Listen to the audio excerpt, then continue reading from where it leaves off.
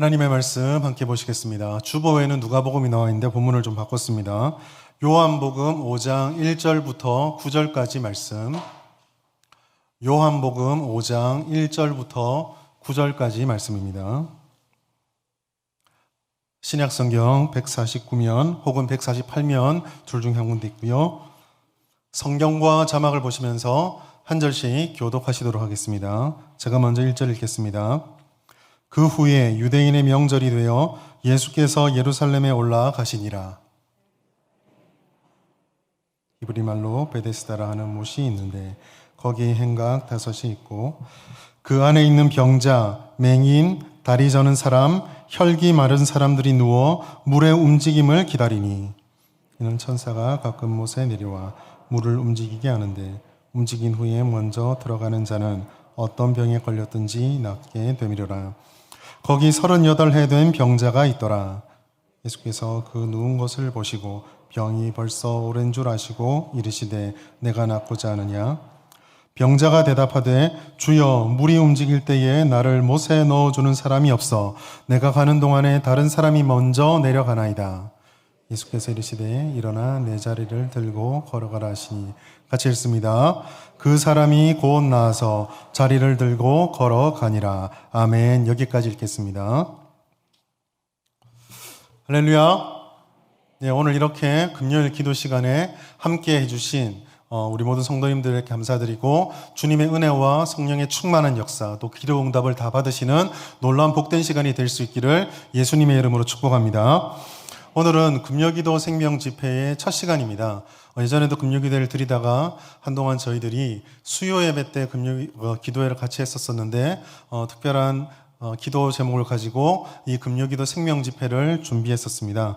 이 자리에 오신 여러분들, 많이 와주신 여러분들 참 감사드리고 또 우리가 이 자리에 모여서 그저 습관적으로 금요일 날 예전에 있었던 금요기도에 다시 드리는 거지 라고 생각하지 마시고 새롭게 기도를 시작한다라는 마음을 가지고 하나님 은혜 충만히 받으시고 또 기도 응답의 역사가 되시고 기도 응답의 주인공이 될 수 있기를 예수님의 이름으로 축복합니다. 이 시간에 옆에 계신 분과 함께 인사 나누실까요? 잘 오셨습니다. 기도의 능력을 체험합시다. 아멘. 금요기도회를 처음 사실은 부임할 때부터 부임하기 전부터 공동회가 통과되었다라는 말씀을 듣고 나서 기도하면서 제일 먼저 생각했던 것이 이 금요기도회였습니다. 그런데 이제 계속적으로 저 기도를 준비하고 5, 6개월 계속 기도하면서 금요기도 심야 기도회라고 하면은 더 익숙할 텐데 일부러 금요기도 생명집회라는 이름으로 명명을 하였습니다. 별거 아닌 것 같은 생명, 이 단어가 하나 들어갔는데요. 이 생명이 바로 오늘 우리가 이렇게 드리게 되고 시작하게 되는 이 금요기도의 정체성입니다. 그리고 제가 생각할 때 이 생명이야말로 신앙, 성도, 교회의 정체성이고 본질이다라고 할 수 있습니다. 우리는 하나님 안에서 참 생명을 약속받았고 그 생명을 소유하고 누리고 전하라는 사명을 가지고 이 땅을 살아가고 있습니다. 한마디로 표현하자면 신앙이라는 것은 결국 우리가 생명을 받고 그 생명을 누리면서 생명을 다른 이들에게 전하는 모든 과정을 신앙이다라고 말씀을 하고 있습니다. 저는 이런 비전을 가지고 이 금요기도 생명집회가 단순한 기도회로 끝나는 것이 아니라 우리 진주 성북교회 모든 사역과 모든 신앙의 엔진이자 발전소가 되기를 꿈꾸고 있습니다. 이 금요기도를 통해서 말씀과 기도의 회복이 살아나고 그때 임하였던 성령의 은혜를 통해 우리가 기적이라고 생각했던 것, 내 인생에 이러한 응답이 있을까라고 생각했던 그러한 일들이 실현되는 것을 보게 될 것으로 믿고 또 기도하며 준비하고 있습니다. 그래서 이런 의미를 가지고 아마 여러분들이 광고를 눈여겨보셨거나 저기 배너 광고 현수막을 보셨으면 아시겠지만 제가 금요기도 생명집회를 준비하며 표로 내세웠던 것이 있습니다. 우리의 큰 기도 제목인데요. 인생을 바꾸는 성도, 세상을 밝히는 성도, 생명을 살리는 성도. 이 세 가지가 표어로 붙잡고 제가 계속 기도하며 이렇게 준비를 하였습니다. 여러분들도 이와 같은 기도 제목과 이와 같은 비전을 품으시고 그냥 뭐 새로 목사님 모셨으니까 새로 기도회 만든 거겠지. 그렇게 생각하지 마시고 저는 이 기도회에 굉장히 큰 에너지와 굉장히 큰 기대를 품고 하나님 역사할 거라는 확신을 가지고 준비하고 있습니다. 여러분들도 그런 마음을 가져주시고 마음을 열어주시고 열심히 기도하시고 은혜를 사모하셔서 이러한 은혜와 역사의 주인공이 다 될 수 있기를 예수님의 이름으로 축복합니다. 한 가지 좀 당부드릴 게 있습니다. 이런 기도회를 하면서 제가 정말 간절하게 바라는 것이 우리 성도님들이 옆에 사람을 신경 쓰지 않고 정말 마음껏 부르짖기를 정말 바라고 있었습니다. 바라면서 제가 어떻게 할까 되게 고민을 많이 했는데요. 그 고민으로 좀 서투르지만 내놓은 대안이 하나가 있습니다. 그것은 오늘 여러분들이 나중에 기도 제목이 다 끝나고 개인 기도 시간이 되면 음악이 나올 텐데 조금 당황하실 수가 있습니다. 그냥 경음악이나 부드러운 음악이 나오면 여러분의 기도 소리가 옆에 들릴까 봐 못할 것 같아서 제가 가사가 나오는 음악을 준비를 했습니다. 조금 이제 그 가사를 들으시면서 이 두 가지 목적이 있는데, 첫 번째는 부르짖을 때 옆 사람이 내 기도 소리를 못 듣게 하려고 가사를 집어넣었습니다. 또 다른 하나는 우리가 기도하다 보면 기도가 막히잖아요. 막힐 때 그냥 일어서지 마시고 가사 찬양은 곡조 있는 기도라고 하니까 그 가사를 조용히 묵상하시면서 거기서 하나님이 주시는 영감을 받아 또 기도를 이어갈 수 있도록 가사 있는 음악을 준비했습니다. 혹시 여러분들이 오늘 들어보시면 처음에 낯설 겁니다. 저도 이걸 경험했을 때 굉장히 낯설었거든요. 그런데 낯설다고 바로 이제 이번 주 주일날 여러 루트를 통해서 음악 좀 바꾸라 하세요. 이런 말씀 하지 마시고 한 4, 5개월 정도 좀 여유를 두시고 마음을 열고 내가 적응해보자. 이런 마음으로 함께 기도에 동참해 주셨으면 좋겠습니다.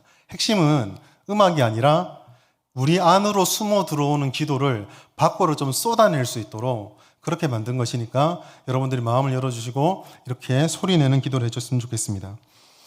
오늘 우리가 이렇게 기도하기 위해서 모였는데요. 여러분들에게 질문을 하나 던져보겠습니다. 기도하기 위해 이 자리에 오신 여러분들이 요즘 가장 크게 가장 중요하게 생각하는 기도 제목은 과연 무엇입니까?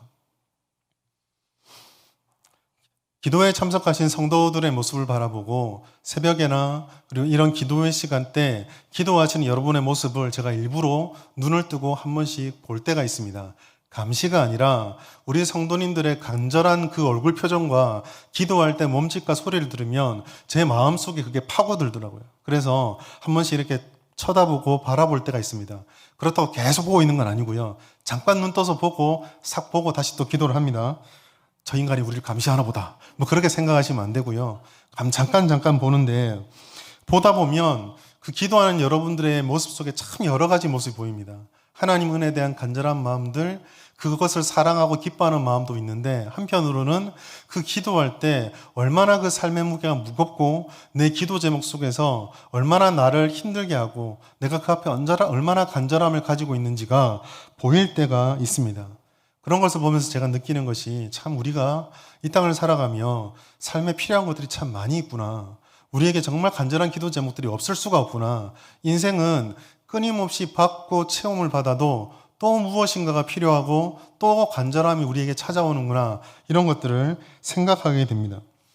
간절하게 구하는 것을 넘어서서 문제들도 많이 찾아오죠. 그 문제들을 하나 넘고 나면 이제 좀 내게 이런 문제가 없어졌으면 좋겠는데 또 그런 문제가 찾아옵니다. 제가 설교 때 여러 번 말씀을 드렸지만 예수를 믿는 우리들에게 그런 문제가 찾아오면 훨씬 더 우리를 많이 힘들게 하고 어렵게 합니다. 적어도 성도들에게만큼은 교회에서 신앙생활을 하는 우리들에게만큼은 이러한 문제가 조금 피해가면 얼마나 좋겠습니까? 그러나 실상은 전혀 그렇지 않고 오히려 신앙을 가지고 있기 때문에 더 힘들고 더 어려운 경우 혹은 신앙이 없으면 겪지 않아도 될 고민을 우리가 할 때도 있습니다. 이러한 것들이 우리들에게 자꾸 찾아오다 보면 어느 정도까지는 버티고 인내하고 싸워내겠지만 그 선이 넘어섰을 때 우리는 기적을 바랍니다. 우리의 힘이 이만큼 할 만큼 했으니 이제 하나님께서 놀라운 역사의 손길을 펼쳐주셔서 우리가 생각했던 것보다 훨씬 더 큰 일을 우리가 생각하지도 못했던 놀라운 역사를 이루어 주기를 바란다라는 것이죠. 아마 기도하는 분들 중에 어떤 분들은 이와 같은 기적을 바라보며 버티고 있는 것일지도 모르겠습니다. 이러한 연약함들이 우리 가운데 있다는 것을 부정할 수는 없는데, 따라서 이렇게 첫 기도회를 시작하며 이 기도회가 우리 인생의 영적 발전소가 되기를 바라면서 오늘 본문을 바라보게 되면, 우리가 그렇게 기도할 때, 그렇게 참고 버텨낼 때, 기적을 바랄 때 우리가 어떤 태도로 무엇을 의지하여 기도해야 될지를 잘 말씀해 주고 있고, 그렇게 기도할 때 우리 안에 어떤 모습들을 경계해야 되는지도 오늘 본문의 말씀에서 잘 말씀해 주고 있습니다. 오늘 본문의 말씀 함께 살펴보시면서 우리에게 진정으로 필요한 것이 무엇인지를 살펴보길 바랍니다. 첫째로 이 본문이 우리들에게 보여주는 현실의 모습이 있는데, 그 현실은 양문 곁에 있는 많은 무리들을 통해서 우리에게 전달되고 있습니다. 오늘 본문 말씀 5장 1절 말씀을 보면, 오늘 본문에서 유대인들의 명절이 되어서 예수님께서 예루살렘으로 올라가셨다라고 말씀을 하고 있습니다. 이 정확한 명절이 어느 때인지는 말씀하고 있지 않으나, 유대인들에게는 의무적으로 1년에 3번 그 예루살렘 올라가서 성인들이 얼굴을 보여야 하는 3대 절기가 있었습니다. 이 3대 절기가 되면 예루살렘은 그야말로 북새통이 됩니다. 전국에 흩어져 있던 이스라엘 사람들이 모두 예루살렘으로 모여들기 때문입니다. 그냥 모여드는 거 아닙니다. 모여들면서 제사를 드리기 위한 제물들을 끌고 오기도 하고, 혹은 너무 먼 곳에서 오기 때문에 그 제물을 들고 오지 못하는 사람들을 위해서 제물 조달을 위한 시장들이 곳곳에서 열리게 됩니다. 한마디로 말해서, 조금 이런 말해서 죄송하지만 그 절기 때가 되면 예루살렘은 돗대기 시장이 됩니다. 완전히 북적북적거리고 사람들의 기대감, 흥분, 흥정하는 소리, 양떼 끌고 가는 소리, 그리고 그 양떼를 끌고 가는 재물을 끌고 가는 소리 사이사이에 이미 저 성전 안쪽에서 받쳐지고 죽어나가는 짐승들의 소리와 피냄새가 진동을 합니다. 그게 이제 예루살렘의 절기의 모습이었습니다. 이렇게 많은 일파가 몰려들게 되면 두 가지 현상이 발생합니다. 하나는 무엇을 하든지 쉽게 눈에 띌 수 있다는 것도 있고, 다른 하나는 워낙 많다 보니까 잘 드러나지 않는다는 이 묘한 양면성들이 곳곳에서 나타나게 됩니다.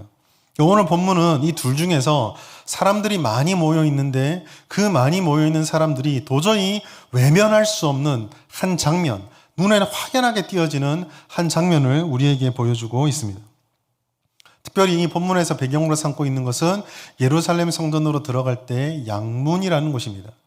양문이라고 하는 것은 양의 문, 즉 그 문에서, 이름에서 보여지듯이 이스라엘 사람들이 제물인 양을 끌고 가는 곳, 그 양이 들어가는 문이 있는 곳이다 해서 양문이라고 합니다.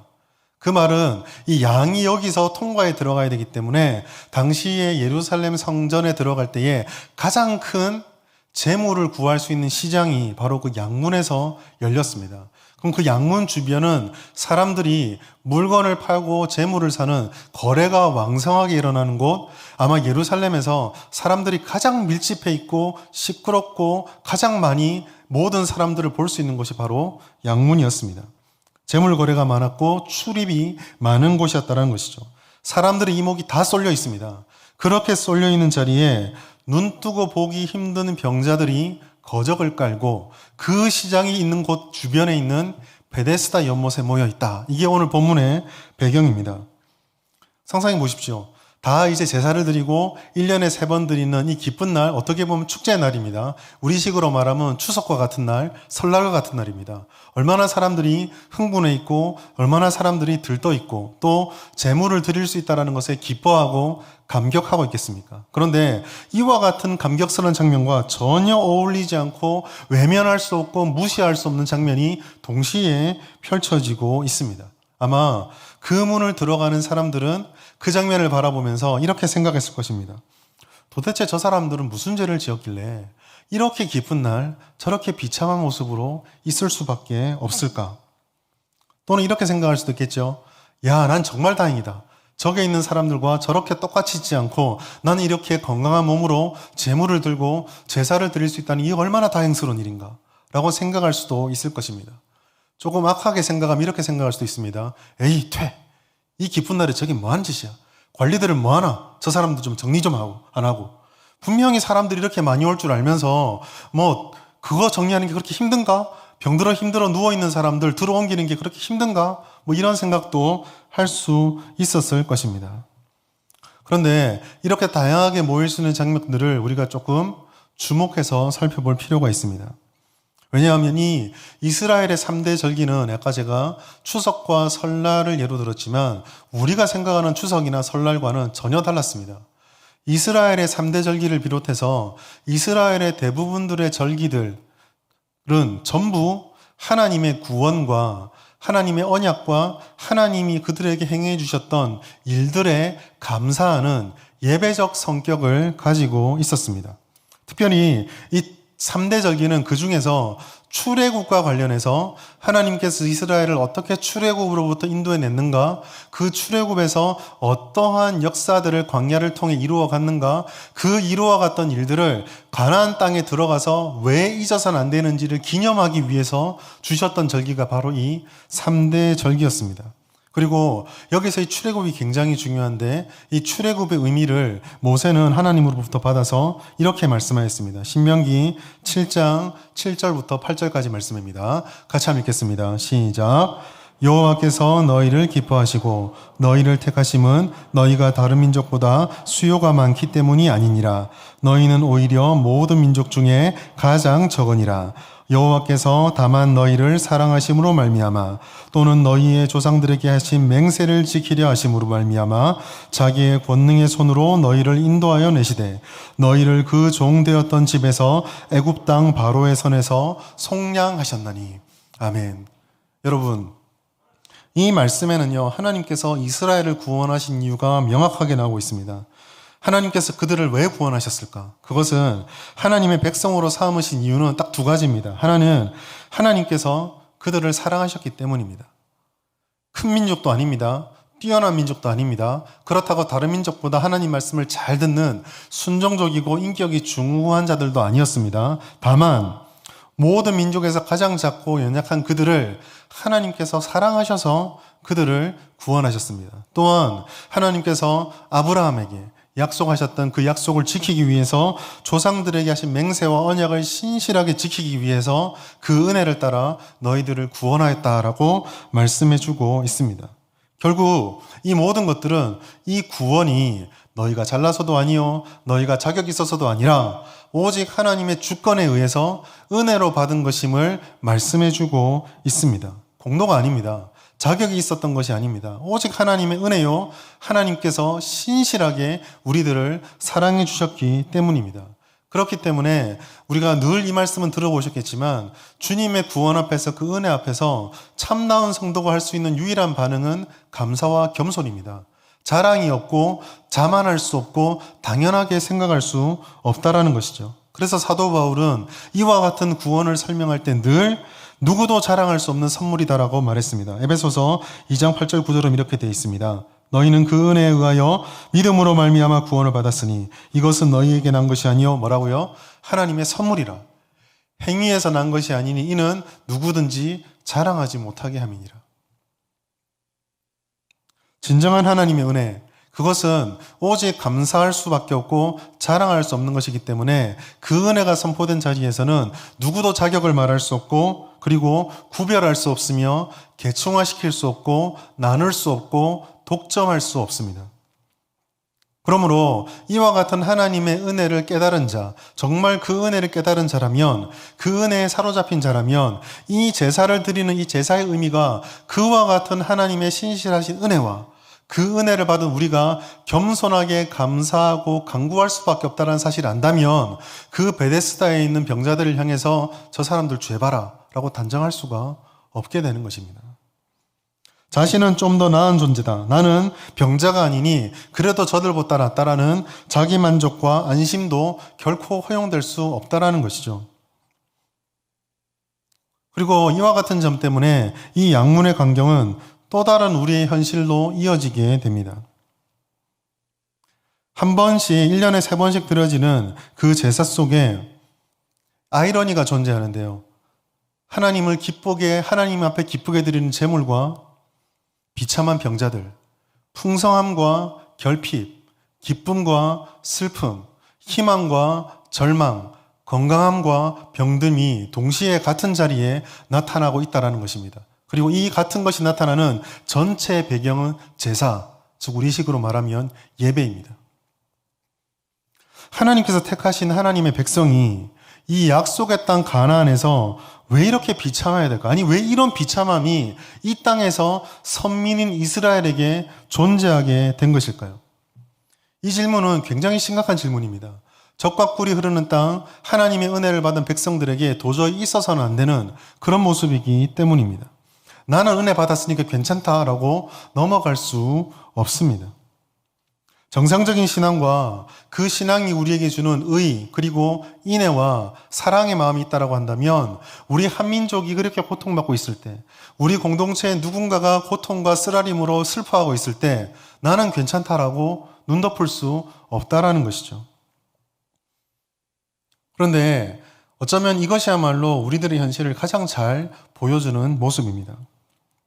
오늘 우리 교회가 이와 비슷하지 않나요? 성경이 본문의 배경에 수많은 배경들을 선택할 수 있음에도 불구하고 이와 같은 제사를 축제의 시간을 배경으로 삼은 데는 이유가 있습니다. 그것은 그 어떤 신앙의 행위가 된다 할지라도, 그 어떤 종교적 행위가 된다 할지라도, 우리가 무엇을 한다 할지라도 이 땅에 살아가는 우리들에게 이와 같은 현실, 즉 뭔가 모순되고 똑부러지게 설명할 수 없는 현실들이 존재한다라는 것이죠. 예배를 드립니다. 기도를 드립니다. 하나님의 은혜를 신뢰하고 있습니다. 그러나 동시에 이 자리에는 기도하나 기도의 뜨거움을 얻지 못하고 예배를 드리나 누구는 다 회복된다 그러는데 나는 그것과 상관없는 것만 같고, 심지어 은혜도 받고 응답도 받는 것 같고 주님을 향한 믿음으로 예배드리고 기도할 때마다 내 심령 속에 불붙는 듯한 열정과 은혜가 넘치고 있음에도 불구하고 아무것도 변하지 않는 내 삶의 현실 때문에 이리저리 흔들리는 우리들이 그대로 반영되고 있다라는 것이죠. 여러분, 우리는 현실을 있는 모습 그대로 볼 수 있어야 합니다.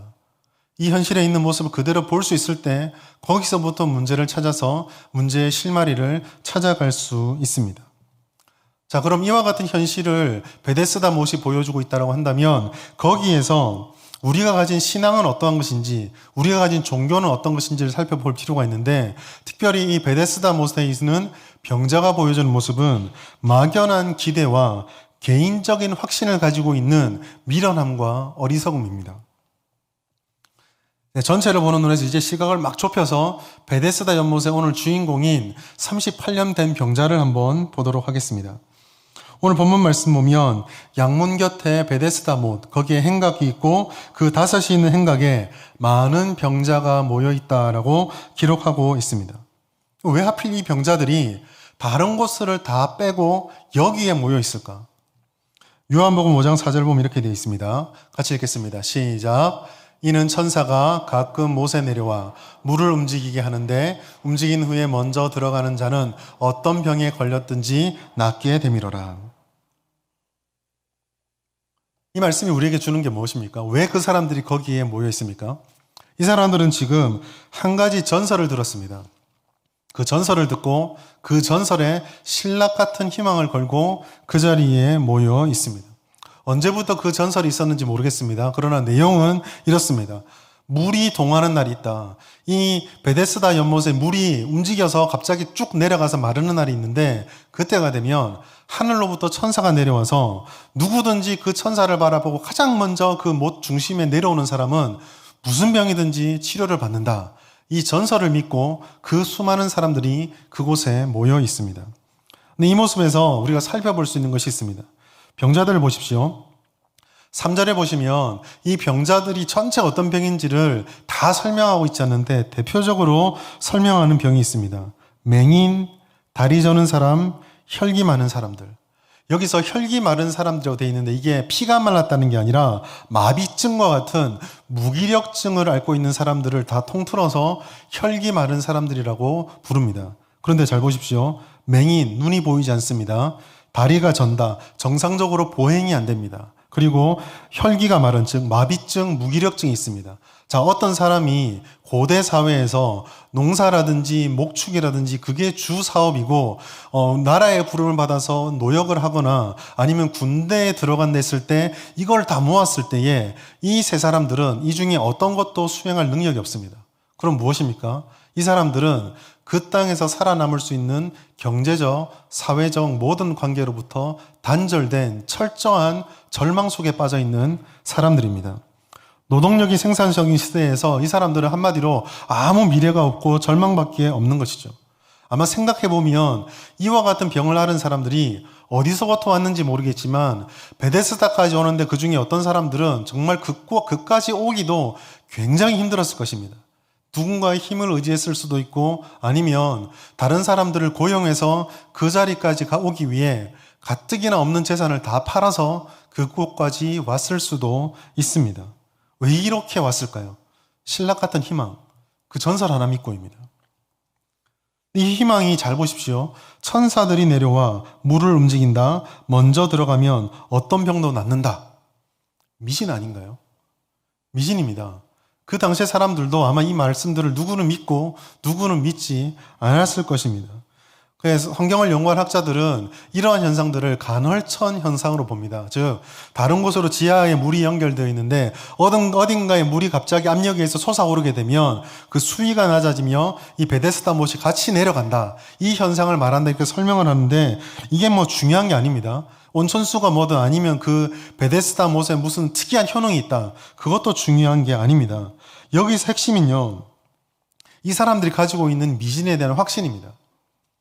이것이 정말 진짜인지 아닌지도 믿지도 않은 채 심지어 그들이 구약의 모든 말씀을 들어보았으면 엘리야의 경우도 들었을 것이고 엘리사의 경우도 들었을 것이고 모세에게 반항했던 미리암의 문둥병 그 한센병이 낫는 기적도 들었을 것임에도 불구하고 이들은 지금 베데스다 못 천사 마르교 들어가면 낫는다 이것만 바라보고 있습니다. 이 모습은 인류가 가지고 있는 모든 인류가 지금도 가지고 있는 오만과 아직과 어리석음을 그대로 대변해주고 있습니다. 제가 여기서 이 사람들에게 오만하다 아니면 아집이 있다 어리석다 하는 것은 내가 병이 낫고 싶어 하는 이 간절함을 비난하는 것이 아님을 기억하셔야 됩니다. 간절함은 잘못된 것이 아닙니다. 그러나 이 간절함이 발휘되어지고 이 간절함을 가지고 의지하는 대상이 잘못됐다라는 것을 말씀드리고 싶은 것입니다.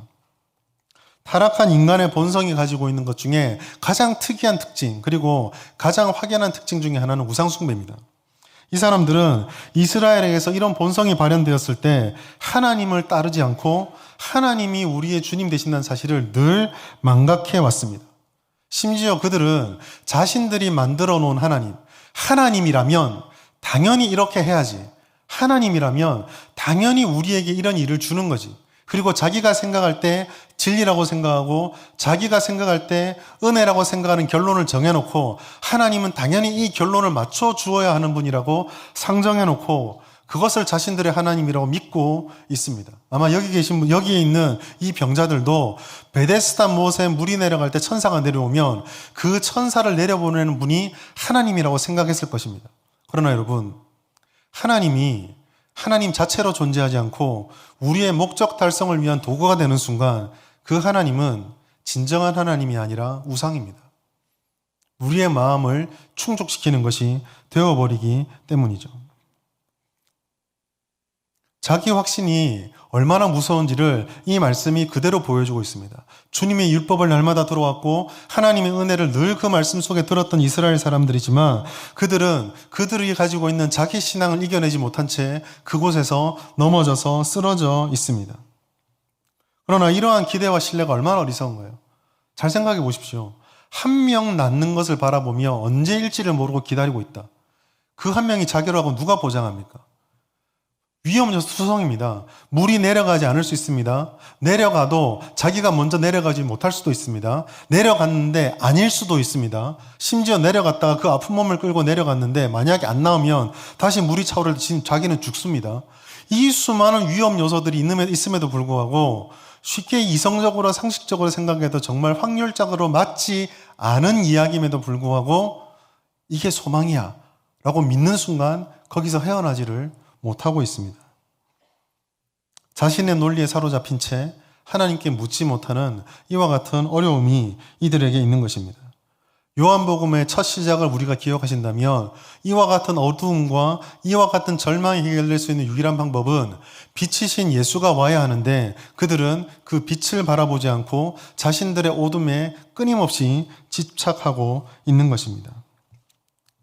사랑하는 여러분, 교회를 다니고 신앙생활하면서 하나님의 백성이라고 말하는 이 이스라엘 사람들이 성도 예루살렘, 거룩한 성 예루살렘에 모여 하나님의 은혜를 찬송하고 영광 돌리는 그 축제의 자리에 이와 같은 미신적 신앙으로 넘어져 있다는 사실을 우리는 기억할 필요가 있습니다.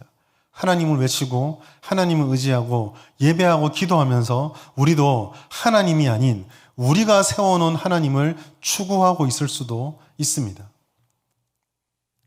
자, 그와 같은 종교성을 넘어서 오늘 본문에 변화가 나타난 시점이 나타나는데 그것은 바로 예수님을 대면하는 장면, 특별히 예수님께서 내가 낫고자 하느냐라는 질문의 장면으로부터 이 어려운 문제 해결의 실마리가 나타납니다.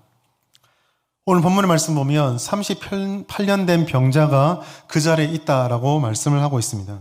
예수님을 만나고 예수님과 대화를 합니다.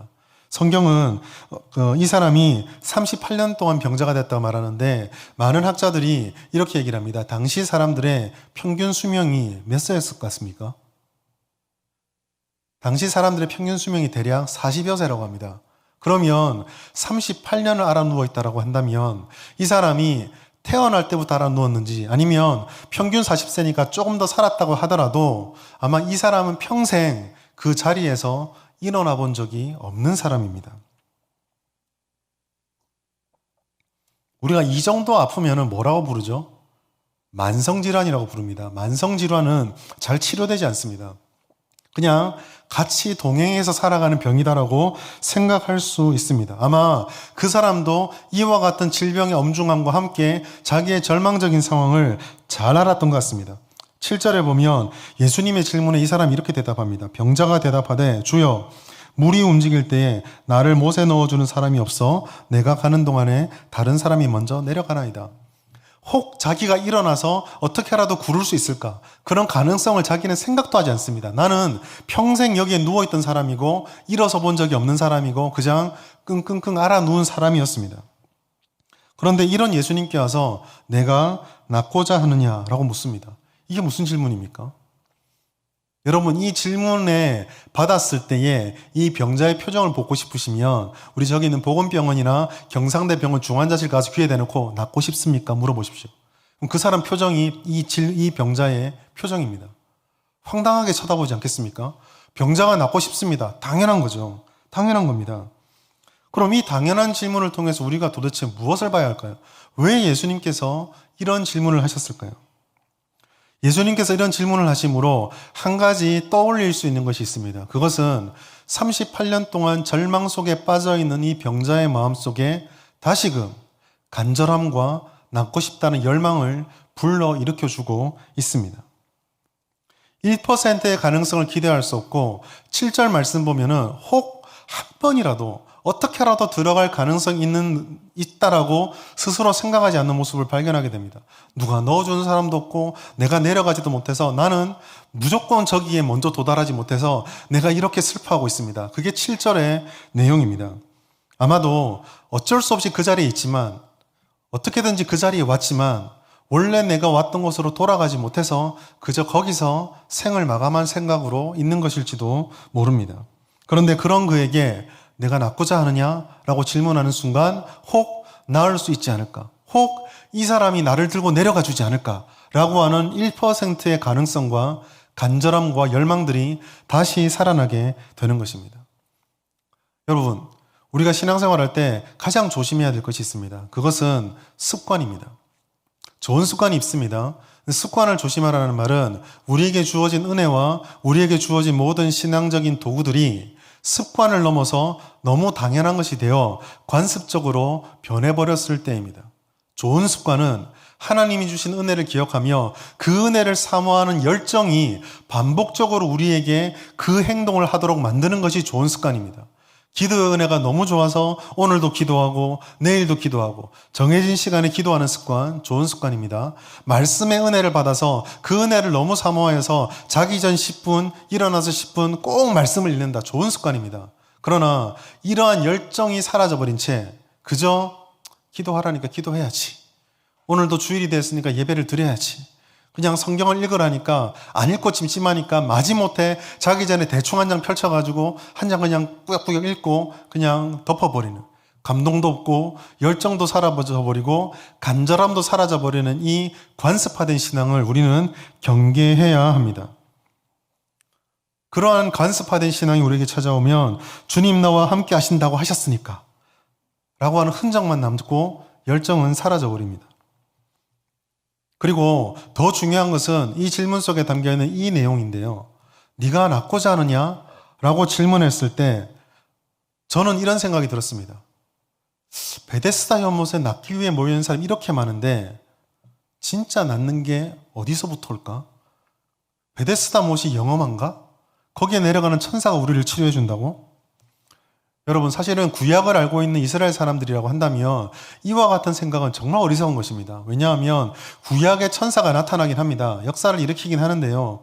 구약에 나타나는 천사는 결코 기적과 이적을 불러오는 주인공이 아닙니다. 심부름꾼에 불과합니다. 하나님이 하신 일을 대리하고 대언할 뿐입니다. 하나님의 뜻과 역사를 이루는 도구에 불과하다는 것이죠. 즉, 아무리 천사가 내려오고 그 천사를 통해 병고침의 은사가 내린다고 칩시다. 그러면 구약을 정말 알고 신앙의 은혜와 지혜를 바로 아는 사람이라면 천사가 아니라 하나님께서 천사를 통해서 이렇게 사람을 구원해 줄 능력이 있다면 왜 베데스다 연못이 마를 때까지 기다려야 하지? 하늘을 바라보면 되잖아요. 바로 하나님께 구하면 됩니다. 그러면 누구로부터 구원이 오는가를 깨달을 수가 있는 것입니다. 여러분, 우리는 이 모습들을 바라보면서 사춘기 청소년들을 좀 생각해 볼 필요가 있습니다. 사춘기 청소년들은요, 삶의 문제나 고민이 생기면 절대로 어른들과 상의하지 않죠. 우리 여기 청년들이 있는데 여러분들 인생의 어느 땐가 친구들이 인생의 전부였던 적 있지 않습니까? 부모님들이 아무리 같은 말 해줘도 야, 원서는 이렇게 쓰는 거야 해놓고 친구가 똑같은 말 해주면 그렇지, 똑같이 씁니다. 부모가 억장 무너질 때가 언제입니까? 내가 해준 말을 했던 애가 친구 말 듣고 내가 했던 말 똑같이 해갖고 옵니다. 참 어이가 없거든요. 근데 여러분, 죄송합니다. 혹시 여기 있는 청소년분들이 있다면 기분 상할까봐 좀 죄송스럽긴 하는데, 여러분, 사춘기 아이들끼리 서로 얘기해봤자 그 나물의 그 밥입니다. 저도 17살, 나도 17살. 저도 18살, 나도 18살. 나도 이때를 처음 살고 저도 이때를 처음 삽니다. 통과해 본 적이 없습니다. 내가 궁금한 건 지도 궁금하고 내가 모르는 건 지도 모릅니다. 거기서 답이 나오지 않습니다. 그런데요, 그들은 거기에 진리가 있다고 생각합니다. 세상의 마치 이와 같습니다. 근원적이고 영적인 뿌리를 찾지 못한 채 내가 옳고 나와 똑같은 생각을 가진 사람들의 그 속에 사로잡혀서 본류가 되는, 본질이 되는 하나님을 바라보지 못하고 있습니다. 진짜 나음은 어디서부터 오느냐? 진짜 해답은, 진짜 지식은, 진짜 지혜는, 진짜는 어디에 있느냐? 그것이 내가 낫고자 라고 하는 이 대면의 전환 포인트입니다. 그리고 그로부터 예수님의 해결이 발견되어집니다. 이제 이 예수님께서 7절의 병자의 대답을 듣고 나서 본격적으로 해결해 주시기 시작합니다. 그런데 이 해결이 굉장히 허무합니다. 우리가 8절 말씀 같이 한번 읽어보실까요? 5장 8절 말씀입니다. 같이 읽겠습니다. 시작. 예수께서 이르시되 일어나 내 자리를 들고 걸어가라 하시니. 여러분, 특별한가요? 특별하지 않습니다. 특별하려면 어느 정도 해야 됩니까? 오케이, 네가 낫게 해줄게. 예수님께서 베드로와 제자들 시킵니다. 야, 들어라. 내가 지금부터 셋을 세면 손을 저 물가에 손을 들 텐데 순식간에 물이 마를 거다. 집어 던져버려라. 이 정도는 돼야 되지 않습니까? 예수님 어떻게 말합니까? 물도 건드리지 않고 사람들을 부르지도 않고 심지어 그 환자에게 손도 얹어주지 않고 뭐라고 말했죠? 일어나 내 자리를 들고 걸어가라. 배고픈 사람에게 일어나 쌀 씻고 밥 안 쳐서 먹어라. 이 바로 똑같습니다. 밥을 주든지 식당으로 데려가든지 하다못해 밥 먹을 돈을 주든지 이 정도는 돼야 되는데 말이죠.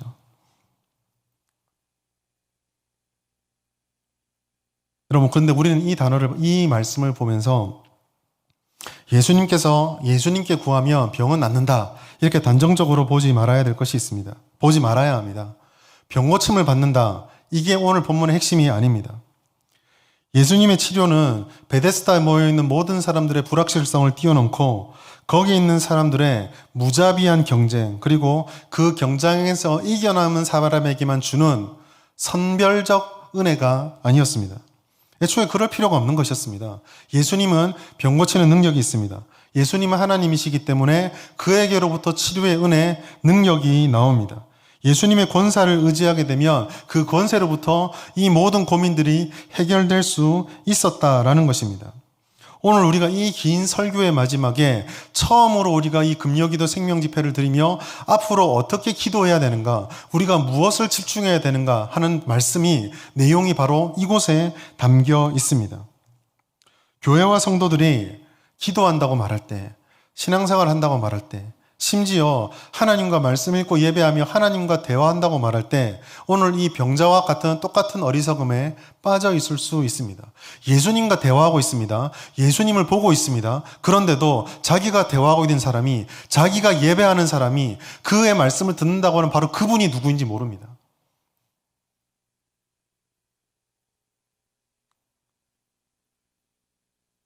우리가 예수님을 얘기하지만, 신앙을 얘기하지만 많은 경우에 하나님이 주인이 되는 것이 아니라 하나님이 조건절이 되는 경우가 많다라는 것이죠. 주님만을 신뢰합니다가 아니라 주님, 이것을 이루어 주시면 내가 주님을 믿겠습니다 라고 조건이 달려버린다라는 것입니다.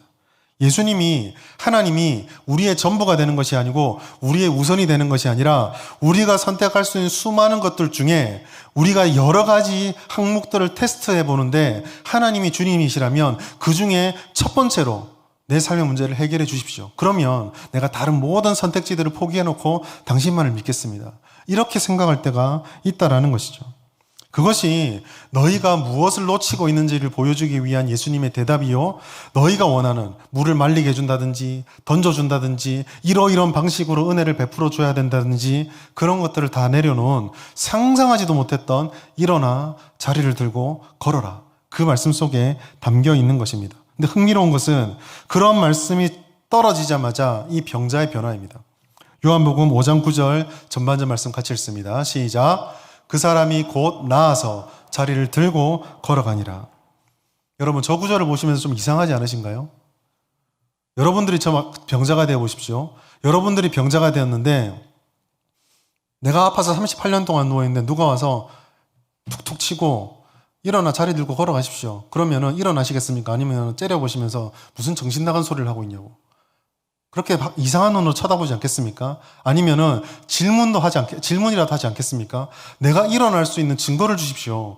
뭐 갑자기 팔이 움직인다든가 밑에서부터 짜릿짜릿한 기분이 든다든가 뭔가를 신호를 주십시오. 그런 말을 할 법도 한데 예수님의 말을 들은 이 병자는 아무런 대답이 없습니다. 아무런 질문이 없습니다. 딱 하나 있는 건 무엇입니까? 말 그대로 나아서 들고 걸어갔습니다. 이것이 우리에게 말해주는 거는요, 첫 번째로 나아서입니다. 이것은 예수님의 명령이 떨어지자마자 바로 나았다라는 것을 우리들에게 말씀해주고 있습니다. 그리고 나아서라고 되어 있지만 이 나아서라는 의미는 낫게 되음을 입어서, 즉 내 안에서 치료의 능력이 생겨났던 것이 아니라 외부에서 어떤 힘이 나를 강제적으로 치료시켰다라는 것을 말하고 있습니다. 오랜 세월 동안 베데스다 못만 바라보고 있는데 주님을 바라보고서도 다시 베데스다 못을 바라보았는데 하나님의 사랑과 은혜로 예수님께서 강제적으로 은혜를 베푸셔서 이 사람을 일으켜 세우고 그 눈을 베데스다 못에서 예수님에게로 돌리게 해 주셨다라는 것입니다. 그제서야 이 사람은 예수가 나의 주이심을 깨닫게 되었습니다. 두 번째로 들고 갔다라고 되어 있습니다. 보통 우리가 은혜를 받으면 주님을 더 신뢰하게 됩니다. 은혜를 더 신뢰하게 되면 그 신뢰를 따라서 어떤 행동들을 하게 됩니다. 병치유를 받게 되고 어떤 기적을 경험하게 되면 그 은혜를 받은 사람들은 신앙의 결단, 그 전에 내가 가지지 못했던 어떤 행동들을 하게 될 것입니다. 예수님께서 무슨 말씀을 하면은 끝까지는 못 간다 할지라도 그 말씀을 진지하게 듣고 순종하려고 한다라는 것이죠. 예수님께서 이렇게 나은 사람을 향해서 내 자리를 들으라 라고 말씀하셨습니다. 구절의 말씀 보면 치유를 받은 그대로 들고 일어납니다. 그런데 왜 그 말씀에 순종할 필요가 있나요? 그냥 그 자리 놔두고 가면 안 됩니까? 비싼 거 아닙니다. 그 자리라고 되어 있지만 일반적으로 그냥 널브러져 있는 거적과 같은 겁니다. 38년 동안 규칙적으로 갈지도 못했을 확률이 대단히 큽니다. 그리고 그것을 보면 무슨 생각이 떠오를까요? 내가 아팠던 순간, 어려웠던 순간이 떠오르지 않겠습니까? 버리고 싶지 않겠습니까? 그런데 예수님께서 왜 들고 가야 되는지, 무엇을 위해 들고 가라는지 말씀해 주지도 않은데 그 말씀에 순종해서 들고 갑니다. 불필요해 보입니다. 의미 없어 보입니다. 이해할 수 없습니다. 그러나 우리에게 필요한 것은 때로는 이해할 수도 없고 그 다음에 우리에게 불필요해 보이고 우리를 번거롭게 한다 할지라도 은혜를 주신 하나님으로부터 오는 말씀을 믿고 순종하는 것이 반드시 필요하다라는 것입니다. 응답과 기적을 바랍니다. 그러나 우리는 순종하지 않을 때가 있습니다. 역사를 바라고 우리의 삶의 열매가 맺히길 바라면서 기도하는 자에게 임하시는 하나님의 역사를 받으면서 약속을 들으면서 기도하지 않는다면 우리는 결과만 바라고 순종하지 않는 것과 같습니다. 기도는 우리의 기도를 올려드리는 것이고 우리의 기대를 올려드리는 것이고 순종은 결단하고 그 기도한 대로 살아가는 것입니다. 이 병자는 낫자마자 그 순종의 모습을 보여주었습니다. 마지막으로 걸어가니라입니다. 9절에 있는 동사들 낫다, 들다 라고 하는 것은 단정적이고 확정되어서 두 번 반복되지 않는 그런 의미를 가진 단어입니다. 그런데 걸어가다 라는 이 단어는요, 이렇게 딱 끊어지는 것이 아니라 계속해서 진행되어지고 있는 의미를 가진 그런 성격을 가진 단어가 사용이 되었습니다. 이것이 우리에게 알려주는 것이 두 가지입니다. 첫째는 예수님의 치료가 일시적인 것이 아니라 완전하며 지속적이라는 것을 말해주고 있습니다. 그냥 너무 확신에 찬 사람이 너무 강하게 이야기하니까 순간적인 최면을 받아서 걸어가다가 한 100m 걸어가다가 픽 쓰러지는 것이 아니라 정말 말 그대로 완전히 나아서 그 은혜를 따라서 계속 나은 채로 걸어갔다라는 것, 살아갔다라는 것을 의미하고 있습니다. 하나님의 은혜 베푸심이 한시적이지 않고 지속적이다라는 것이고 영원하다는 것이죠. 두 번째로 그 은혜를 누리고 있는 우리들조차 그 은혜를 따라 살아갈 때 이처럼 지속적이고 의지를 다한 순종이 필요함을 우리들에게 말씀해주고 있습니다. 사랑하는 성도 여러분, 이 기도를 드리면서 우리가 바라보아야 하고 결심해야 될 것이 바로 여기에 있습니다. 첫 시작에는 오늘 이렇게 많은 분들이 오셨는데요. 여러분들에 도전합니다. 오늘 한번 드렸으니 그래도 시작을 채웠으니 됐다. 내일부터 다음 주는 또 누군가 채우겠지. 그렇게 생각하지 마시고 기도하기를 결심하셨고 하나님의 은혜를 내가 바라보고 내 삶에 그렇게 수많은 일들이 있지만 이 시간, 다른 것을 할 수 있는 수많은 시간들, 이 시간을 하나님께 드리기로 결심하셨으면 은혜를 베풀어 주신 주님을 바라보면서 끝까지 순종하십시오. 결과를 바라보고 은혜를 바라보면서 그 은혜를 구하는 우리의 의무와 우리의 힘씀이 사라져서는 결코 안 될 것입니다. 기적은 바로 그런 것입니다. 기적은 하나님이 우리의 상식을 뛰어넘어 부어주는 것이지만 그 기적 앞에는 반드시 우리의 순종과 우리의 결단이 있습니다. 결단과 순종이 있을 때 우리가 기도하는 것보다 우리가 기대하는 것보다 더 크게 응답하시는 주님을 바라보게 되면 경험하게 되면 바로 그것이 기적이 되는 것입니다. 무엇보다 우리가 하나님으로부터 그 기적을 통해 예수 그리스도 은혜를 받은 성도가 되었다는 사실을 잊어서는 안 될 것입니다. 우리의 미신적인 눈을 내려놓으십시오. 주님이 우리 옆에 계십니다. 주의 말씀이 우리 옆에 있습니다. 기도할 수 있게 우리를 불러주셨습니다. 하나님은 은혜 받는 방법, 은혜의 약속, 은혜를 이루고자 하는 하나님의 뜻을 다 말씀해 주시고 우리 옆에 서 계십니다. 우리에게 필요한 것은 여전히 세상을 바라보고 우리의 문제와 생각들에 매몰된 채 우리가 원하는 결과를 이루어주길 바라는 그게 믿음이라고 생각하는 우리의 어리석은 눈을 이제는 돌려서 하나님께 모든 것을 맡기고 주님만을 바라보는 우리 눈에 변화가 있어야 할 것입니다. 그러므로 결론은 참 예수님만이 기적이다라는 사실을 기억하시는 것입니다. 여러분, 저는 이 기도를 꿈꾸면서 우리 진주 성북교회 기적이 일어나기를 꿈꾸고 있습니다.